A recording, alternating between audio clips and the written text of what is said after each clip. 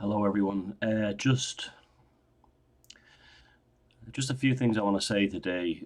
Uh, the situation regarding the growing demonization, ironically, of pagans and the Christian concept of forgiveness. Now, before I go any further, I want to say that I have no issue with how Charlie Kirk's widow need, needs to heal. And if she can use her Christian faith to get her family through the unspeakable horror that they had to endure before their own eyes, then that's, good luck to her. But she said something that's always been a problem with me with Christianity, is she said she forgave the killer. Uh, I'm sorry, I can't deal with that. I can't go there. It's almost like then Christians wonder why the demons never stop coming from the abyss. Then they wonder why there's no consequences when you say something like that. You say, well, God will be the judge, but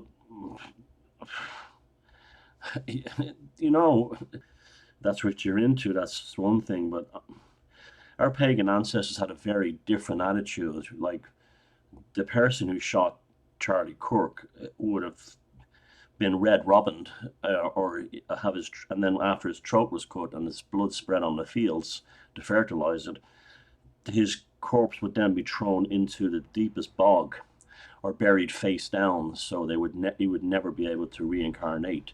So he'd be killed on two levels, both physically and spiritually.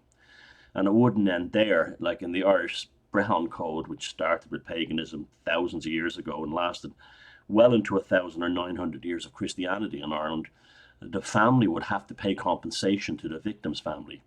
So pay the family for the rest of their lives, financial compensation or whatever. They had no money; they'd have to do labor for them, do work for them, become their slaves basically. And this was an excellent point of, you know, it would really only create a situation where psychopaths were committing crimes, because they would be the ones who wouldn't give a shit if their family suffered or anything, you know.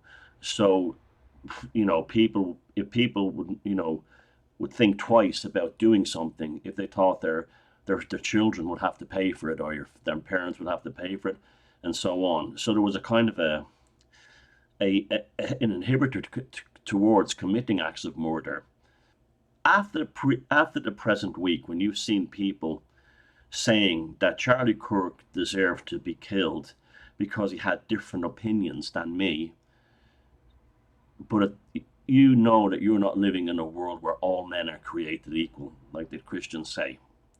All I know is that if you haven't had a wake up call that this planet is swarming with demons. So we're living in a world that you're surrounded by skin jobs, and it's become much worse since the needlecraft. Steiner was right. They would eventually develop a needlecraft that would remove the soul. So what can we do about it? All we can do is protect ourselves really from it, and like that video I made yesterday. Recognize a demon when you see one. Don't go near them. Let the demon take care of the skin suit the way demons always do, by sucking the fold. You see they all age rapidly, and they look like they're dissolving. That's because they're literally sucking every piece of energy they can get out of the host body before they return to the abyss. Now, there's another element to this too. They're having all these people saying since Charlie Kirk was shot, people have been going to church and turning to Jesus in huge numbers. I've no problem with that at all. Whatever way you can find your spiritual path, good luck to you.